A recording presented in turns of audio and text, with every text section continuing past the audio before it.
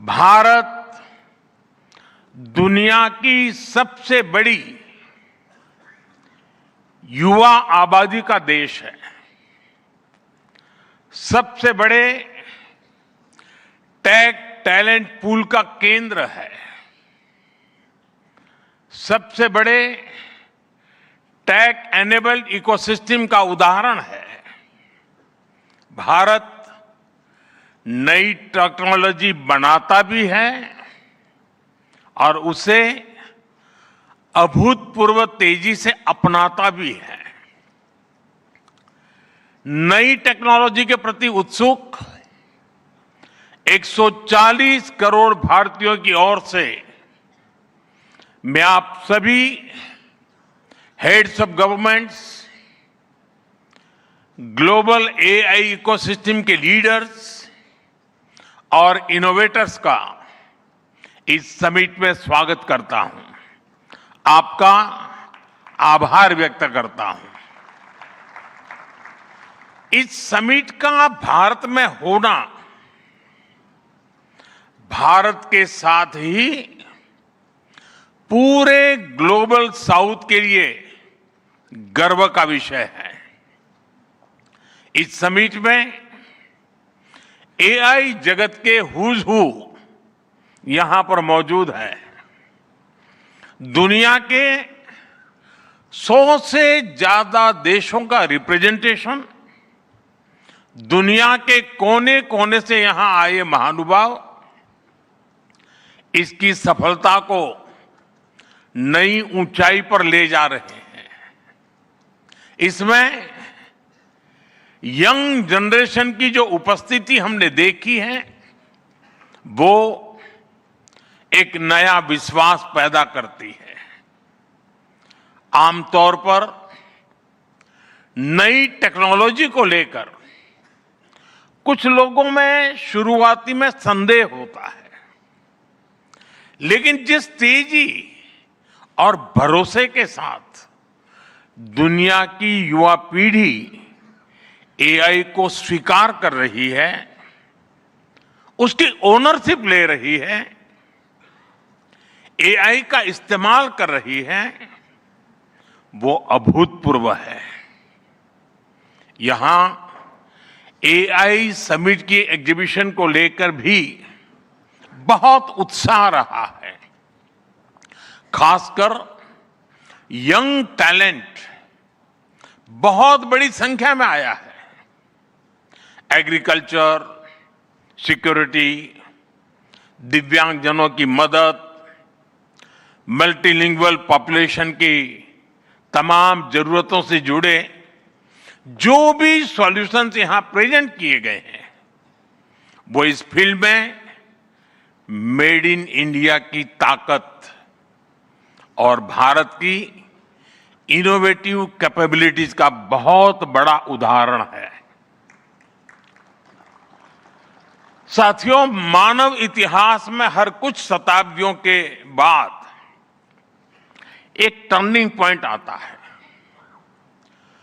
और वो turning point सभ्यता की दिशा रीसेट करता है और वहीं से विकास की रफ्तार बदलती है।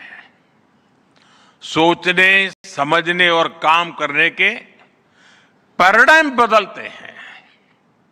और दिलचस्प बात यह है, जब हम ट्रांसफॉर्मेशन के उस दौर में होते हैं तब उसके वास्तविक इंपैक्ट का अंदाजा भी नहीं होता। जब पत्थरों से पहली बार स्पार्क निकला, किसी ने नहीं सोचा था कि वही चिंगारी सिविलाइजेशनल की फाउंडेशन बनेगी। जब बोली को पहली बार लिपि में बदला गया, किसी ने नहीं जाना था कि रिटन नॉलेज फ्यूचर सिस्टम की बैकबोन बनेगी। जब पहली बार सिग्नल्स को वायरलेस ट्रांसमिट किया गया, किसी ने कल्पना नहीं की थी कि एक दिन पूरी दुनिया रियल टाइम में कनेक्ट होगी। साथियों, आर्टिफिशियल इंटेलिजेंस मानव इतिहास का ऐसा ही ट्रांसफॉर्मेशन है। आज जो हम देख रहे हैं, जो प्रिडिक्ट कर रहे हैं, वो इसके इंपैक्ट का सिर्फ प्रारंभिक संकेत है। एआई मशीनों को इंटेलिजेंट बना रही है, लेकिन उससे भी अधिक मानव सामर्थ्य को कई गुना बढ़ा रही है। अंतर सिर्फ एक है, इस बार स्पीड भी अभूतपूर्व है और स्केल भी अप्रत्याशित है। पहले टेक्नोलॉजी का इंपैक्ट दिखने में दशकों लगते थे। आज मशीन लर्निंग से लर्निंग मशीन तक का सफर तेज भी है, गहरा भी है, व्यापक भी है। इसलिए हमें विजन भी बड़ा रखना है और जिम्मेदारी भी उतनी ही बड़ी निभानी है। वर्तमान पीढ़ी के साथ ही हमें इस बात की भी चिंता करनी है कि आने वाली पीढ़ियों के हाथों में हम एआई का क्या स्वरूप सौंप कर जाएंगे। इसलिए आज असली प्रश्न यह नहीं कि भविष्य में आर्टिफिशियल इंटेलिजेंस क्या कर सकती है। प्रश्न यह है कि वर्तमान में हम आर्टिफिशियल इंटेलिजेंस के साथ क्या करते हैं। ऐसे प्रश्न मानवता के सामने पहले भी आए हैं। सबसे सशक्त उदाहरण है न्यूक्लियर पावर। हमने उसका डिस्ट्रक्शन भी देखा है और सकारात्मक कंट्रीब्यूशन भी देखा है। एआई भी एक ट्रांसफॉर्मेटिव पावर है। दिशाहीन हुई तो डिसरप्शन, सही दिशा मिली तो सॉल्यूशन। एआई को मशीन सेंट्रिक से ह्यूमन सेंट्रिक कैसे बनाएं, संवेदनशील और उत्तरदायी कैसे बनाएं, यही इस ग्लोबल एआई इंपैक्ट समिट का मूल उद्देश्य है। साथियों, भारत एआई को किस दृष्टि से देखता है, उसका स्पष्ट प्रतिबिंब इस समिट की थीम में है। सर्वजन हिताय, सर्वजन सुखाय, welfare for all, happiness of all. यही हमारा बेंचमार्क है।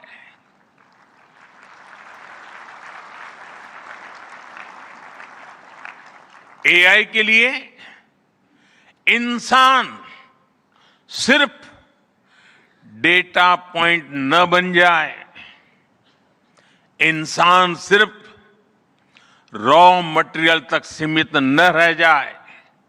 इसलिए एआई को डेमोक्रेटाइज करना होगा, इसे इंक्लूजन और एम्पावरमेंट का माध्यम बनाना होगा और विशेष रूप से ग्लोबल साउथ में। साथियों, हमें एआई को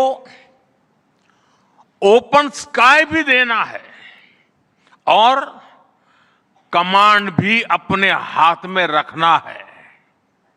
जैसे जीपीएस होता है, जीपीएस हमें रास्ता सुझाता है, लेकिन हमें किस डायरेक्शन में जाना है इसकी फाइनल कॉल हमारी ही होती है।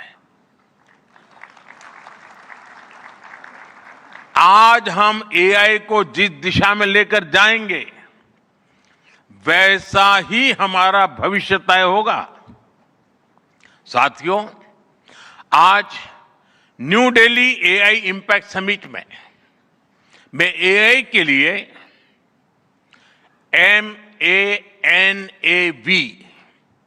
MANAV मानव विजन प्रस्तुत करता हूं। मानव का अर्थ होता है ह्यूमन, और मानव विजन कहता है M moral and ethical systems, यानी एआई एथिकल गाइडेंस पर आधारित हो। A अकाउंटेबल गवर्नेंस, यानी transparent rules, robust oversight. N national sovereignty, यानी जिसका डेटा उसका अधिकार। A एक्सेसिबल एंड इंक्लूसिव, यानी एआई मोनोपोली नहीं, मल्टीप्लायर बने। V वैलिड एंड लेजिटिमेट, यानी एआई लॉफुल और वेरीफाइबल हो। भारत का ये मानव विजन 21वीं सदी की एआई आधारित दुनिया में मानवता के कल्याण की अहम कड़ी बनेगा। साथियों, दशकों पहले जब इंटरनेट की शुरुआत हुई तो कोई सोच भी नहीं पाता था कि इससे कितनी जॉब्स बनेगी। यही बात एआई में है। आज कल्पना करना मुश्किल है कि आने वाले समय इस फील्ड में किस तरह की जॉब पैदा होगी। एआई का future of work pre defined नहीं है। ये हमारे निर्णय पर, हमारे कोर्स ऑफ एक्शन पर निर्भर होगा। मैं समझता हूं हमारे लिए फ्यूचर ऑफ वर्क एक नई अपॉर्चुनिटी है। ये ह्यूमंस और इंटेलिजेंट सिस्टम्स के साथ मिलकर काम करने का युग है। We are entering an era where humans and intelligent systems co-create, co-work and co-evolve। AI हमारे काम को और अधिक स्मार्ट, एफिशिएंट और इंपैक्टफुल बनाएगा। हम बेहतर डिजाइन करेंगे, तेज बिल्ड करेंगे और बेहतर डिसीजन ले सकेंगे। इससे और ज्यादा लोगों को हायर वैल्यू, क्रिएटिव और मीनिंगफुल रोल्स भी मिलेंगे। ये इनोवेशन, एंटरप्रेन्योरशिप और न्यू इंडस्ट्रीज के लिए बड़ा मौका है। इसलिए हमें स्किलिंग, रीस्किलिंग और लाइफ लॉन्ग लर्निंग को मास मूवमेंट बनाना होगा। साथियों, future of work inclusive, trusted और ह्यूमन सेंट्रिक होगा। अगर हम मिलकर आगे बढ़ें तो आर्टिफिशियल इंटेलिजेंस पूरी मानवता की क्षमता को नई ऊंचाइयों तक ले जाएगी। साथियों, कहा जाता है sunlight is the best disinfectant, यानी पारदर्शिता ही सबसे बड़ी सुरक्षा है। कुछ देश और कंपनियां मानती है कि एआई एक स्ट्रैटेजिक एसेट है, इसलिए इसे कॉन्फिडेंशियल तरीके से डेवलप किया जाना चाहिए। लेकिन भारत की सोच अलग है। हम मानते हैं कि एआई जैसी तकनीक तभी दुनिया के लिए लाभकारी होगी जब उसे शेयर किया जाएगा। जब कोड ओपन होंगे और शेयर किए जाएंगे, तभी हमारे मिलियंस ऑफ यंग माइंड्स उन्हें बेहतर और सुरक्षित बना पाएंगे। इसलिए आइए हम ये संकल्प लें कि एआई को ग्लोबल कॉमन गुड के रूप में विकसित किया जाएगा। साथियों, आज की एक बहुत बड़ी आवश्यकता ग्लोबल स्टैंडर्ड्स बनाने की भी है। डीप फेक्स और फैब्रिकेटेड कंटेंट ओपन सोसाइटीज में अस्थिरता ला रहे हैं।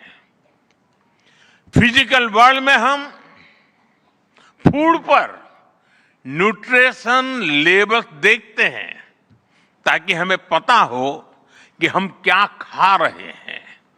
ठीक उसी तरह डिजिटल वर्ल्ड में कंटेंट पर भी ऑथेंटिसिटी लेवल्स होने चाहिए ताकि लोगों को पता हो कि क्या असली है और क्या एआई से बनाया गया है। जैसे जैसे एआई ज्यादा टेक्स्ट, इमेजेस और वीडियोज बना रहा है, वैसे वैसे इंडस्ट्री में वाटरमार्किंग और क्लियर सोर्स स्टैंडर्ड्स की जरूरत बढ़ती जा रही है।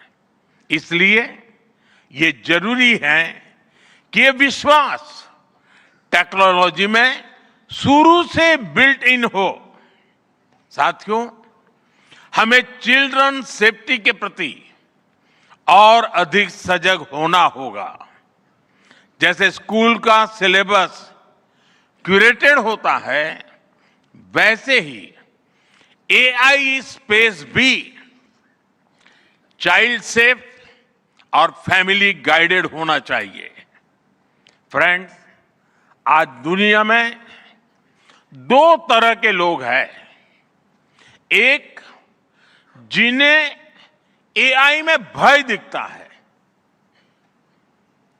वो हमेशा वैसी बात करते हैं। ऐसे लोग जिन्हें एआई में भय दिखता है, और दूसरे वो जिन्हें एआई में भाग्य दिखता है।